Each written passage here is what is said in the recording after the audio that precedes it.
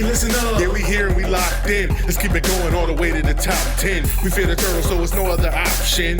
Fred and Ryan, just watch them. Let's take it to the max. It's the Shell and Tell. They come with all the facts. It's the Shell and Tell. Let's take it to the max. It's the Shell and Tell. They come with all the facts. It's the Shell and Tell.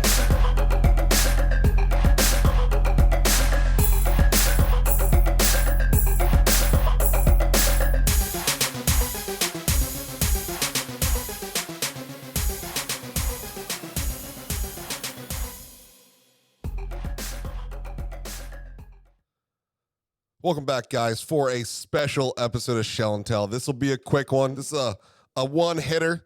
It's your boy, Ryan, only one here holding it down, but we are going to have Mr. Ahmed Gafir's interview with the TBIA Foundation, as we promised on our last episode. Since our last episode, myself and Fred got down there to the last two big basketball games. That Penn State game, the sellout. They sold out. I'll agree. They sold all the tickets, they say. The attendance at 17,950. I call bullshit. There were more people, actually, at the Purdue game that wasn't a sellout. Full on. The corners were empty. Yeah, it was still a very good crowd. Still a very good crowd. They showed up. They showed out. Students had some things to say. Their words, not mine. Their words, not mine. I don't know to tell you guys. That's these... Little bit of controversy, Big Ten didn't like it. Willard had to ask the students to not do it and say that it doesn't look good on the institution. He has to say it. He also threw out there, I'm a New York kid, so don't really offend my ears, but just don't look right. So, sometimes you got to play politician. It comes with the job, but survive my boy. I love everything about Kevin Willard. He brought us one of the biggest wins in memory. With his win over Purdue recently. I'm sure we'll get deep into it when we get all the boys in town. But, man, that stadium, 6:30 tip, it was a good 80% full at tip. And, again, by halftime, maybe even earlier than that, because I kind of got lost in the game, it was definitely more people in the building than there were for the 17,950 max capacity Penn State attendance. So I didn't actually catch the attendance number. I don't know if they flipped it up there. But for certain, that was an awful lot of people in that building. And they got it a little loud in there, too.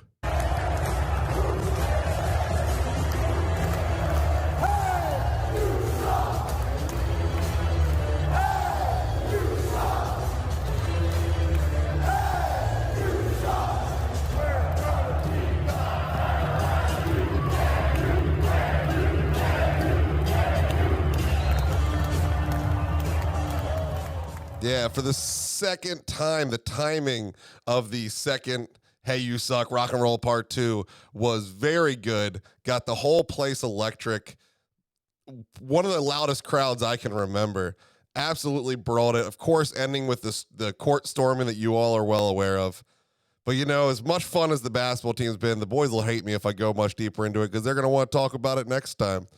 We're here to talk a little gridiron. My baby, the football team. We have had some good news. We've had some bad news break. And, of course, the big interview with Ahmed that we want to get into. Unfortunately, today we had the news that Mason Lunsford, our starting guard, has entered the transfer portal with 2 years of eligibility remaining. Of course, we have brought in some big guard talent in this offseason. Hard to know the insides and outs without Ahmed telling me what's going on, of whether he kind of felt replaced already. But personally, I'm a big fan. I'm a big fan of Mason. I saw this year how much worse that offensive line looked without him than with him. So whether it was continuing as a starter, which is what I thought he would be this year, or one of the best depth pieces we've had in years, I'm very sad to see him go.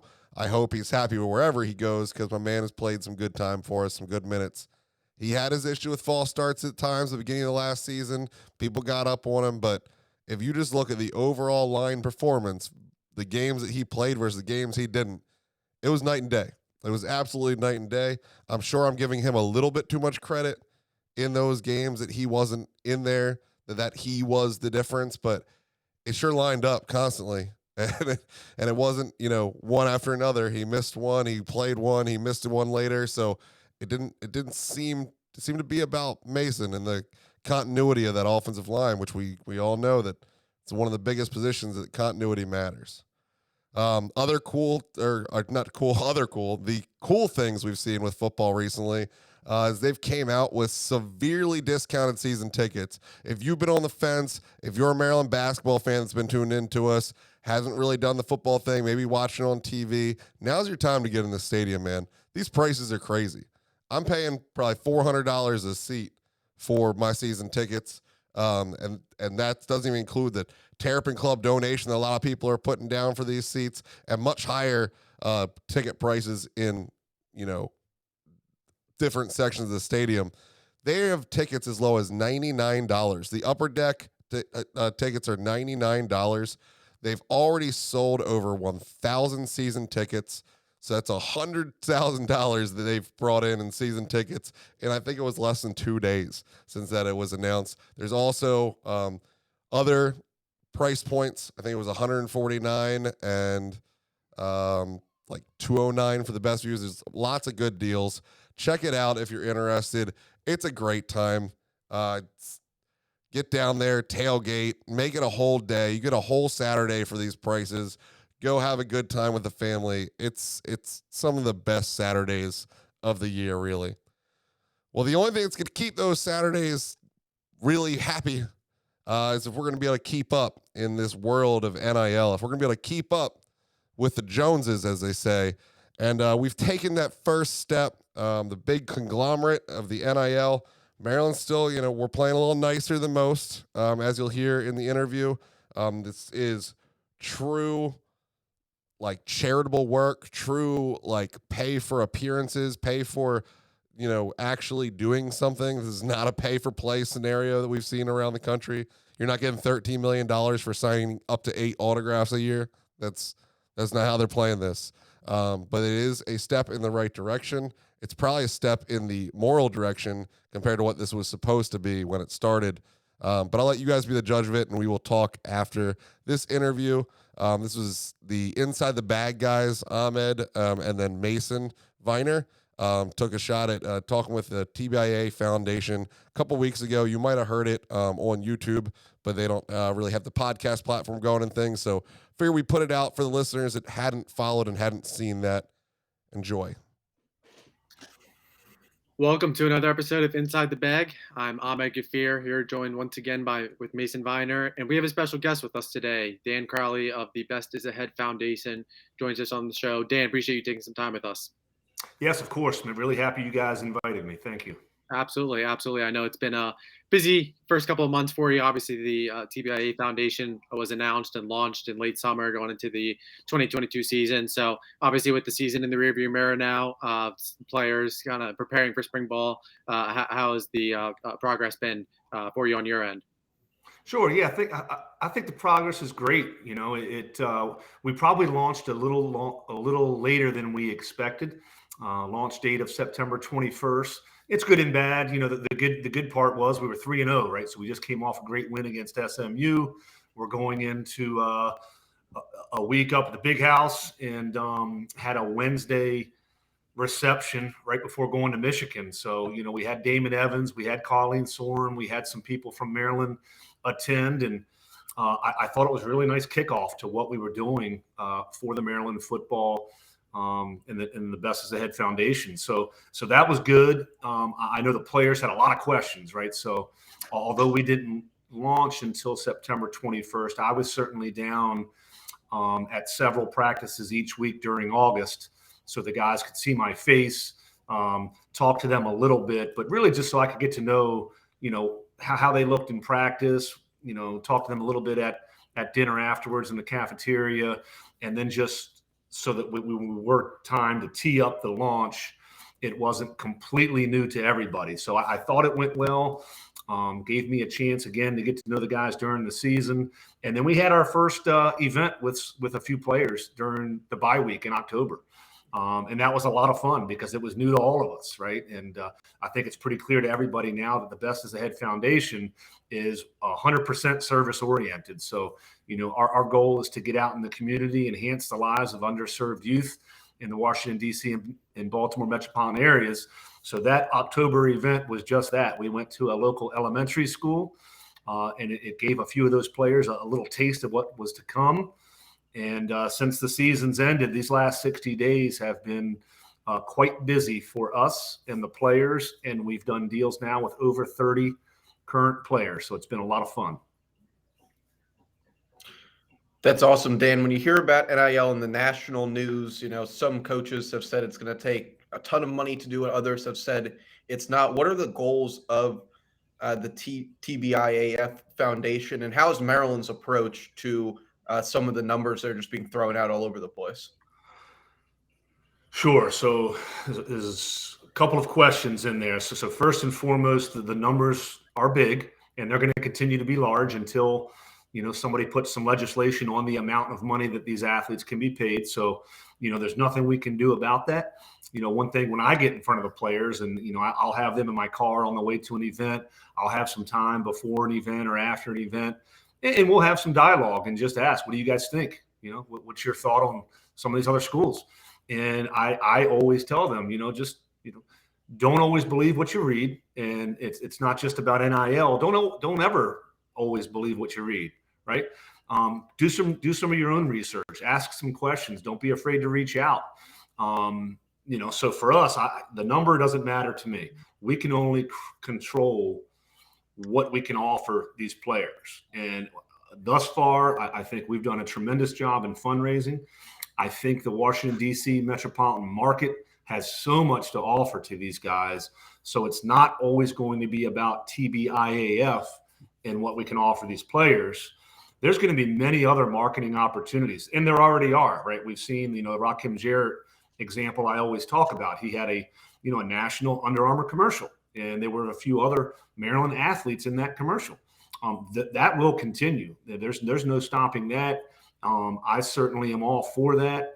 I'll help the athletes in any way I can get those marketing opportunities. But when it comes to the Best is Ahead Foundation, again, we are service oriented, and Coach Loxley always talks about life after football. Make a difference in your community, and you're building your own resume so that when you finish playing, whether it's your finished playing days here at Maryland or you have an opportunity to go to the league, your time's going to come to an end, most likely in your 20s, whether you finish at Maryland or finish in the NFL.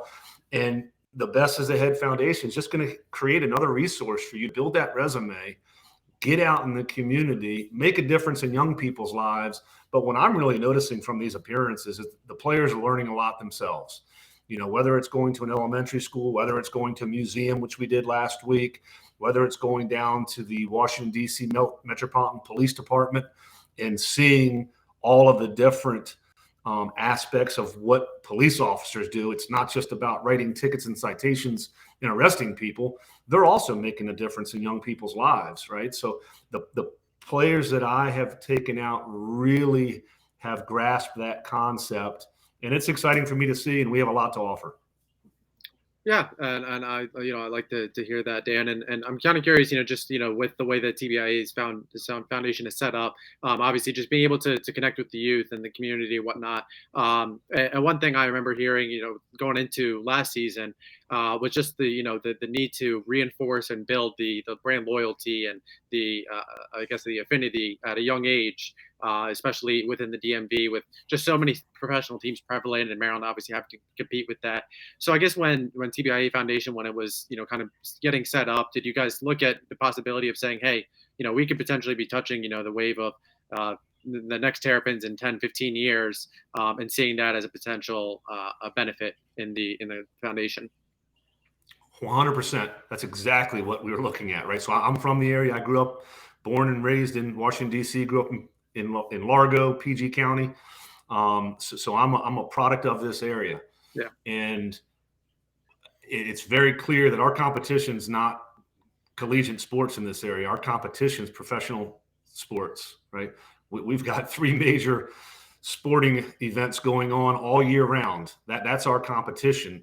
So you're exactly right. Our goal here is to get out in the community. NIL's given us this opportunity, and we're going to take full advantage of that opportunity. We have 115 players on the roster. And my goal is to do a deal with every player, have something to offer these players to get them out in the community so that, yes, we'll touch that young person's life, touch that family's life, because there's many other college towns in America that you are born and raised to watch that basketball or football game at 6 years old at the kitchen table, right? That's your discussion, and how can we make a small difference within what the NCAA has provided us, this NIL opportunity. So yes, there's a monetary number that you can offer, but there's much larger opportunities that we can offer. And getting out in the community, it's gonna pay off tenfold. I truly believe that. It'll help with butts in the seats. Winning is not the end all be all. Winning helps, and Coach Loxley has won the last 2 years. That is going to pay off come next football season. But I really, truly feel that now, because of these players having an extra edge to get out in the community, that's going to pay off as well. So we're going to get really creative here during the spring, find out how we can make it really exciting for fans to come out to CQ Stadium this fall. Winning last year is going to help. Winning during the season is going to help. But what other avenues can we provide that consumer?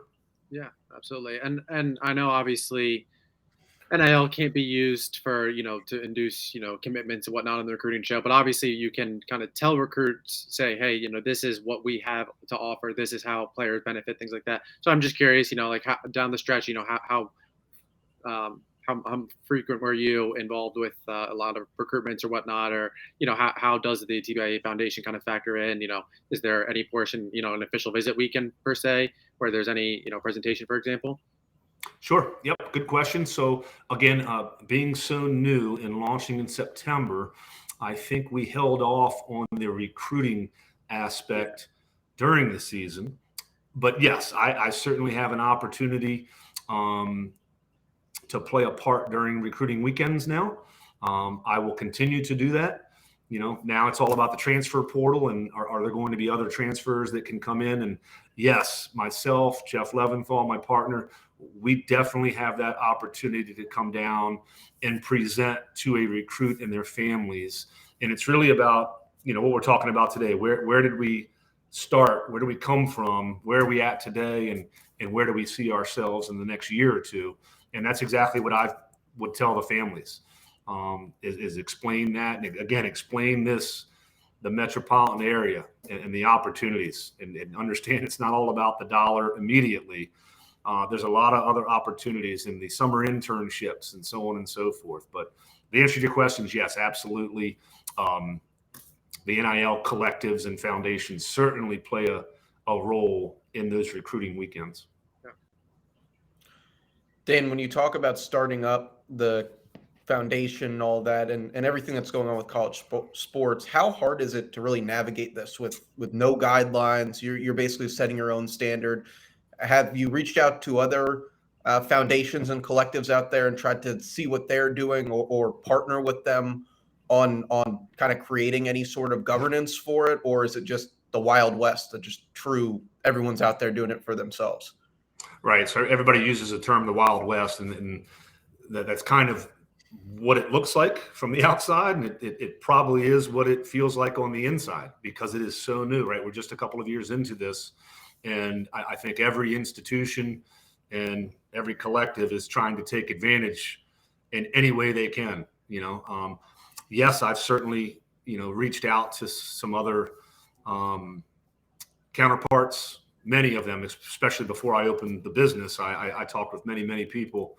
And now that we're involved in this, I try to have a call a week just to see if people are willing to share. I've got some friends in the business, so I have a few that I talk to regularly.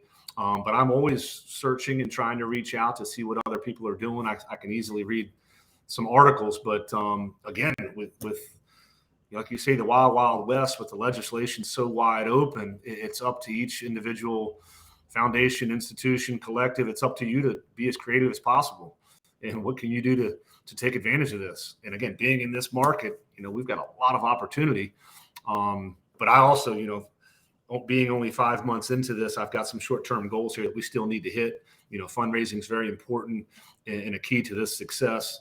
And I think with the announcement this week, there were a couple of good articles that came out from the University of Maryland, really to showcase what we're doing, not just with the Best Is Ahead Foundation, but the Turtle NIL, and what Maryland is doing as a whole. That's what the public needs to hear, right? Is that you've got the institutional support, and that it's not just the wild, wild west, that we're in this together. We're going to be a partner, and we're going to continue to get creative, make this thing as best possible.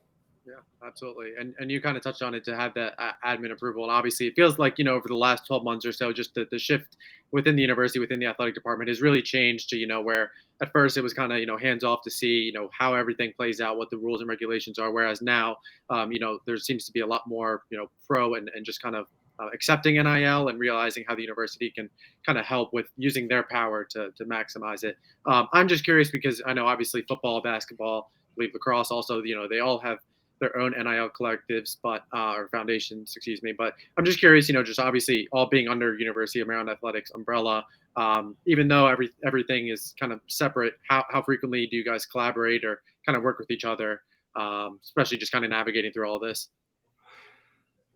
So I certainly work with the administration frequently, right?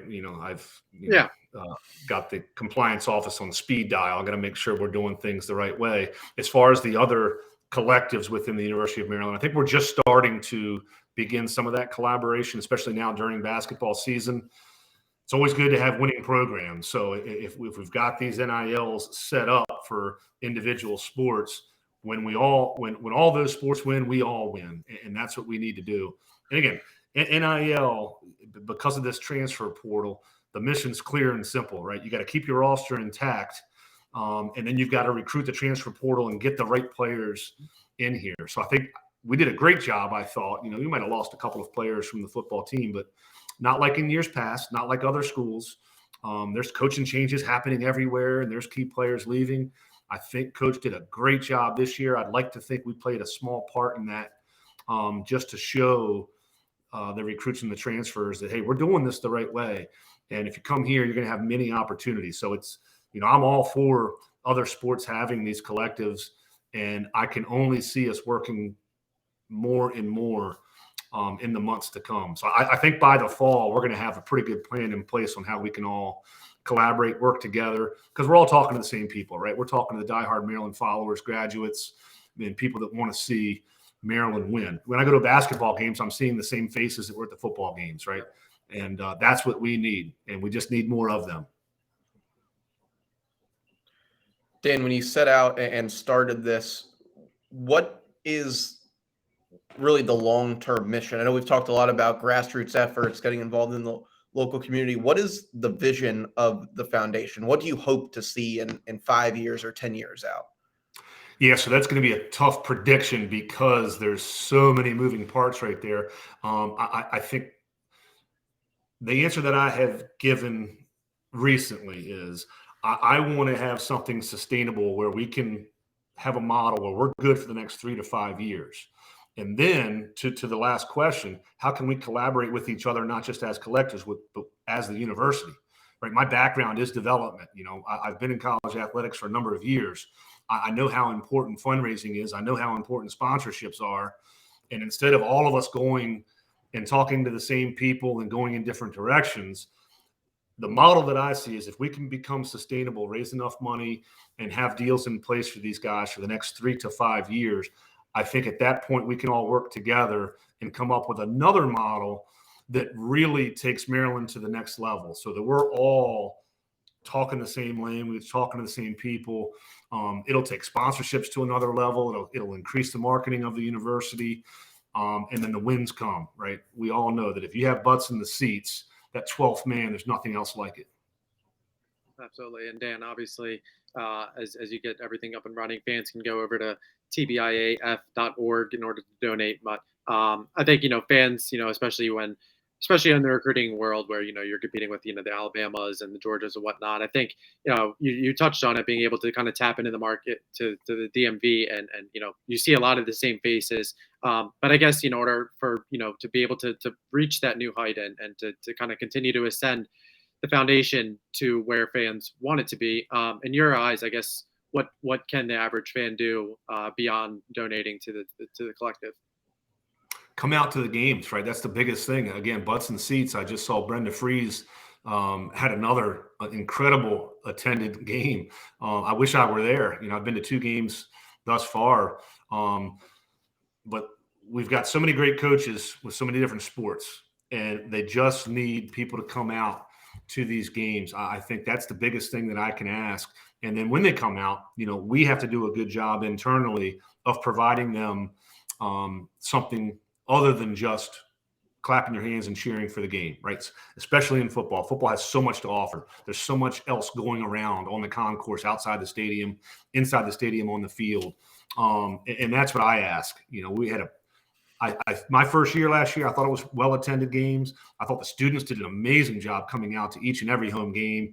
It's always talked about, are the students going to stay after halftime? I looked up every third quarter. I saw a good number of students up there. We just need to pack the house a little bit better next year. I think because of the success on the field, it'll help. I hope that the success that we're having off the field with these different foundations is going to really excite people to get a whole new kind of fresh set of faces out to the games next season. Yeah, absolutely, and they'll get a chance to watch Talia in action again next year, and a lot of new faces, whatnot. But definitely kind of building on the 8-win season, the consecutive bowl wins.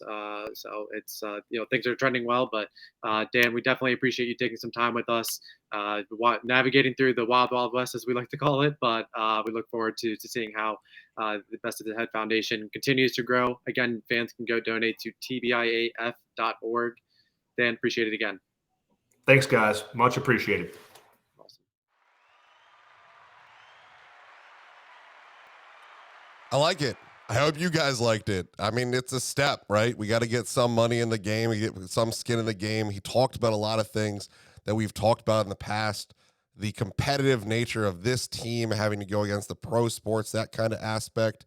I liked hearing and seeing the results that we talked about, the cheaper tickets they're putting out, making it a more family-friendly event with that. I also saw Damon Evans speaking about light upgrades in the stadium. If you followed any light upgrades anywhere, I'm hoping they don't mess this up. They're going to be the LEDs that you can end up controlling and having more of like a light show for some of these late games, make it more of an event than just a football game, which they've already started with the cool shell entrance, with the cool tunnel, the pyrotechnics. There's pieces there. The giant screen has changed it completely.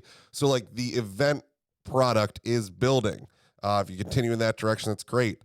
The competitor in me looks and sees the basis of volunteer work, the basis of community service, and the fact that we're in DC, and hopes that someday they start working their way down into like government grants to help with, literacy in children. And so we have government grant money that we can fund this with, and things that get into like infinite pockets, not just trying to find the next rich guy that we don't seem to have as many of as other schools.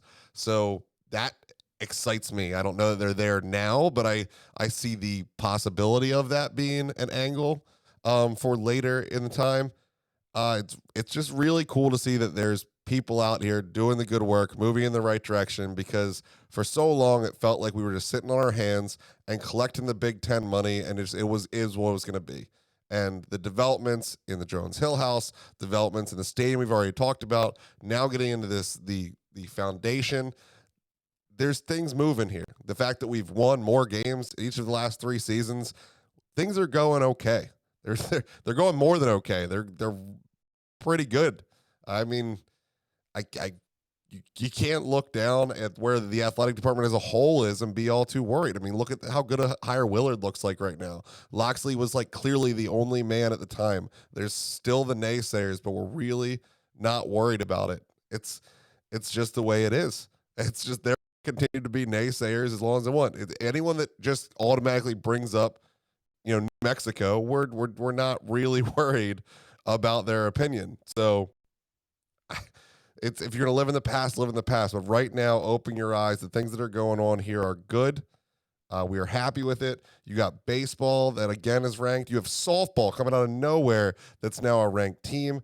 Cross is taking a little slip with a loss to Loyola and then injuries, but they'll be back. They'll be in the Final Four to Elite Eight every season. Talking about lacrosse, your boy on the football team, Dante Trader, finally getting onto the lacrosse field after training for football last season to ensure that he had that starting position on lock.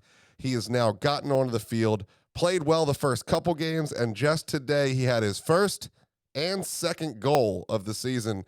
Really cool to see him out there doing that. Really cool to see the football team out there supporting him. They were all lined up on the old varsity house cheering Dante Trader for his first game out there. So another, benefit to get out there and see a lacrosse game that the football guys are around supporting, get to see that as a bigger crowd, more atmosphere, get to see some of the stars out there from the gridiron. Just really cool to see. Anyway, guys, I'm going to keep this a little bit short. Wrap this up. I hope you enjoyed the interview. Wanted to get it out to you a little sooner after we recorded that last one, but we just kept going doing cool Terp stuff. So I wanted to get that out of the way and have something to talk about on here instead of just here's the show. Till next time, guys. Here's to wishing all is well under the show.